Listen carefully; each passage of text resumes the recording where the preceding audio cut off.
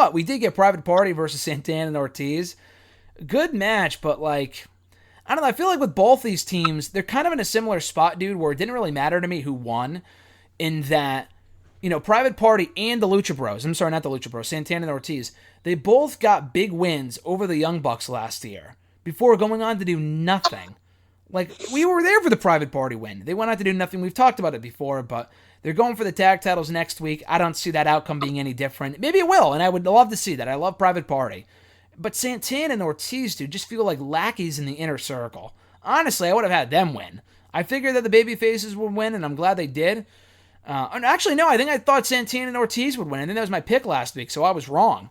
I don't know. I feel like they've been losing a lot lately, and they're just in TNA. I know there's something to be said about being, a big fish in a small pond, but they could be. Why aren't they? That's I don't know.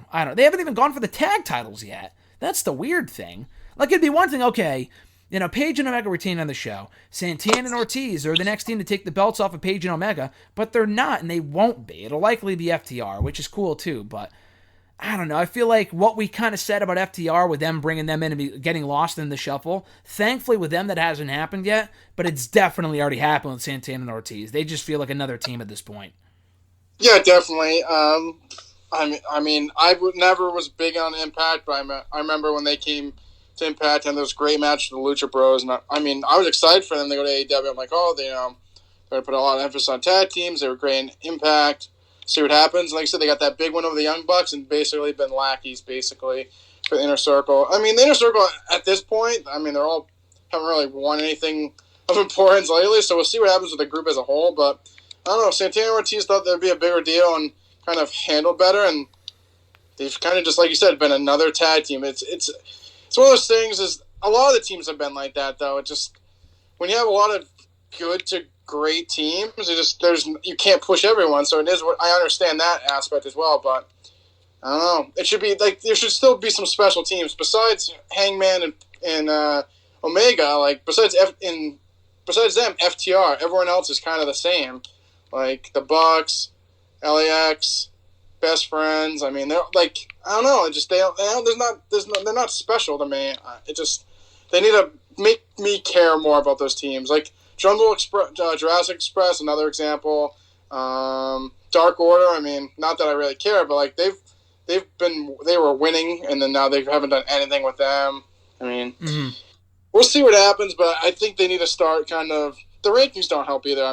It kind of looks silly, but some of those things you got to make them feel special. Like Natural Nightmares, they're 5-0. Okay, they beat a bunch of losers on Dark. Why would I care? Exactly. And same with like Penelope Ford, or like, they won on Dark last night. They faced like jobbers. Like that doesn't make me want to see them. Like that's another like, and they've already beat the Bucks, so it's like that's the big rub that they're gonna get. If they already beat them and nothing came out of it, like if they beat them again, who gives a shit? Mm-hmm.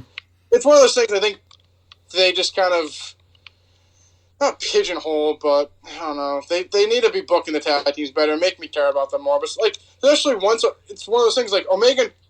Back to what we talked about earlier, Omega Page has beat everybody. So it's come to the point, once they lose the belts, it's like everyone else is a bunch of losers then. They beat everyone, like, some people multiple times. So if they lose to FTR, and then they split back the singles, and then FTR is facing the Best Friends again, who they just lost the champions twice, it's like, who gives a shit? Mm-hmm. They're starting to kind of get in, like, WWE territory of once that person loses or moves on, they're fucked. So we'll see what happens, but they just need to book the tag teams better. Yeah, no, I agree. They have a lot of talented tag teams. That's not the problem. It's how they handle them. And that's not to say every team doesn't feel special, but they are lacking in special teams. And they have special teams. They just don't feel that way.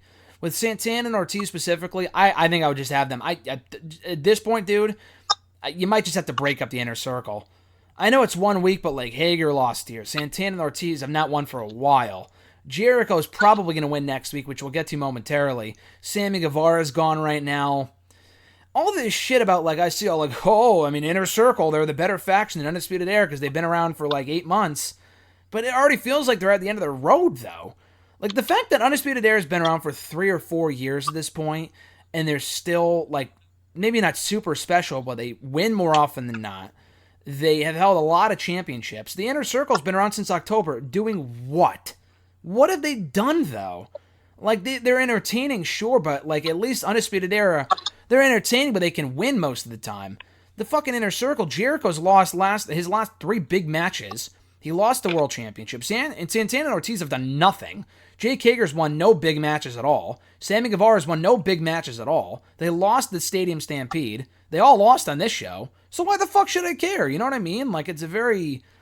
I don't know. That's just part of the AEW bias, I think, in my opinion. Like, they're the Inner Circle. They're fresher because they've only been around for 8 months. Yeah, they have been, but in those 8 months, what have they done?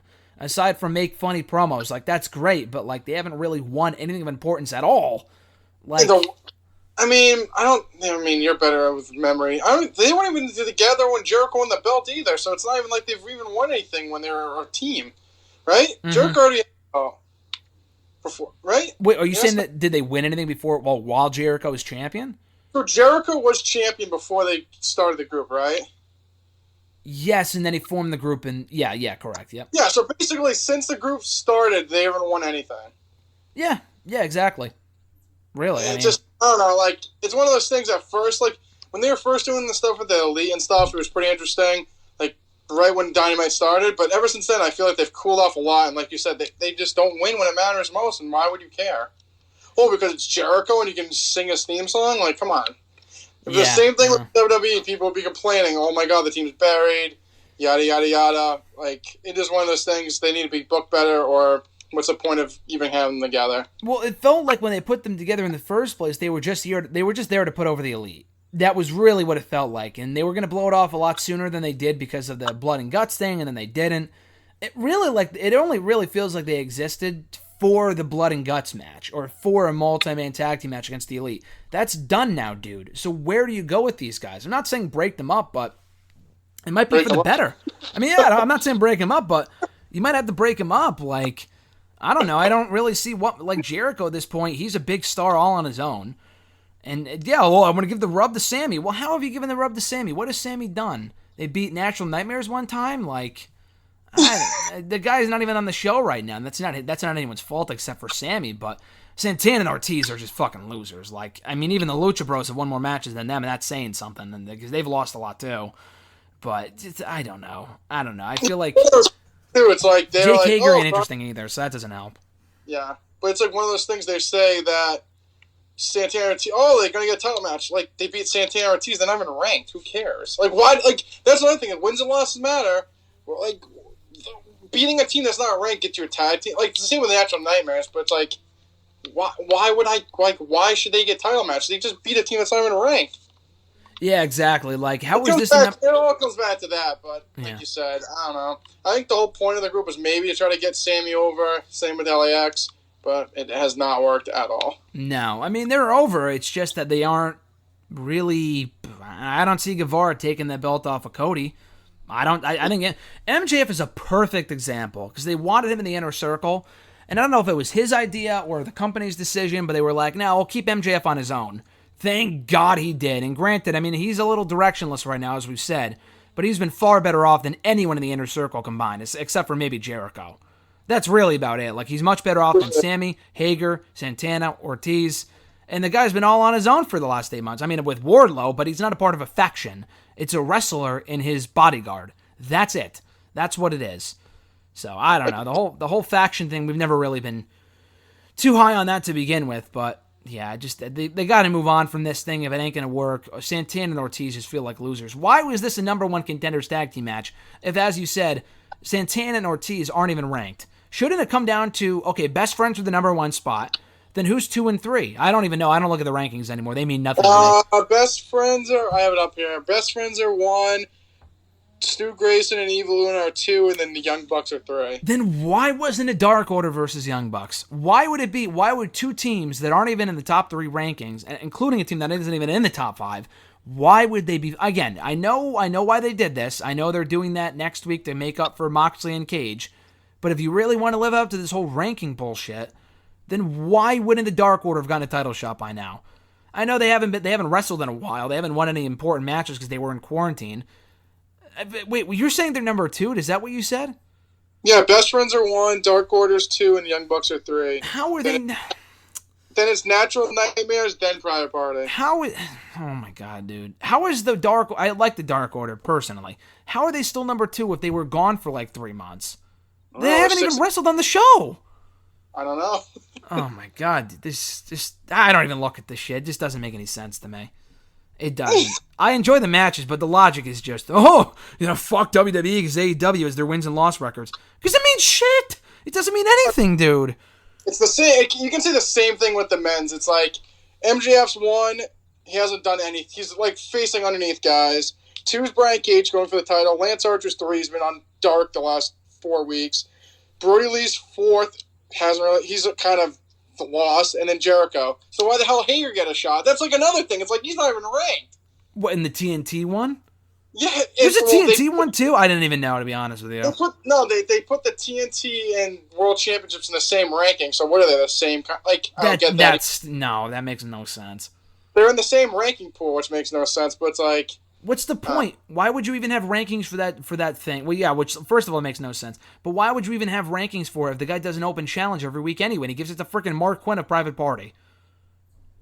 Come on, dude. You know what I'm saying? Like, I know you just got to sit back and enjoy it. You know, the marks will be like, why do you think about it too much? It's just wrestling. Listen, I fucking agree with you. But the problem is that they're saying, this company is telling me that, wins and losses matter. The power rankings matter. Do they really, though? I mean, they really don't. I mean, yeah, in most cases they do. Actually, in some cases. Not all of them. Definitely not most. But, like, when you look at the card, like, why is Jake Hager getting a title shot? He hasn't done anything. At least with Penelope Ford, she's second in the ranking, but Nyla Rose is first, who she'd already beat twice. So I mean, yeah, that makes sense. Again, I hate that shit when they pin the champion, but you pin the champion. I mean, I get why they did it, and it wasn't a singles match; it was a tag team match, and I don't like that stuff, but I get it.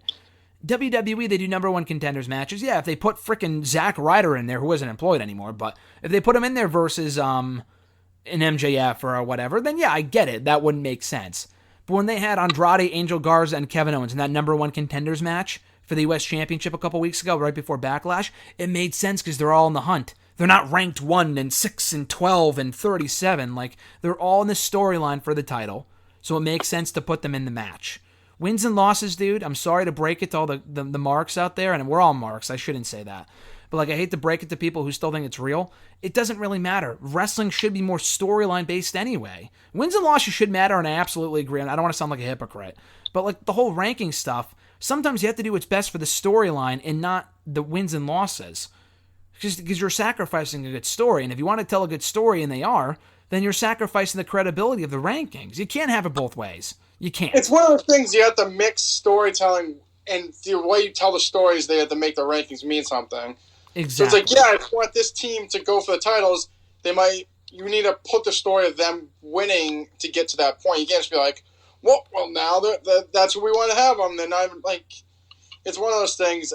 I mean, no one else really does it, so I understand there probably is some kind of hiccups trying to do it, but it's like you said, when they keep forcing wins and losses matter, it's a sport-based wrestling company, which it isn't.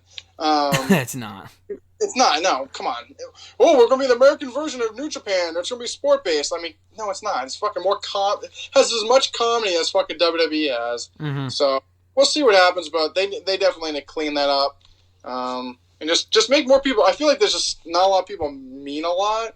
They just need to kind of be better on making stars and then actually capitalizing. Like, I love MJF. I think he's a star, but they're not doing anything with him. Like, he's sometimes not even on Dynamite. If he is, he's in the crowd with the other losers. With Sean Spears in his glove. Why the f*** out in the crowd? That's like saying on NXT TV, if Keith Lee was on TV sitting in the crowd, like, that'd be stupid. Exactly. So we'll see what happens, but I just think to make people mean more and make more stars feel special. So they don't have a lot, but do feel special.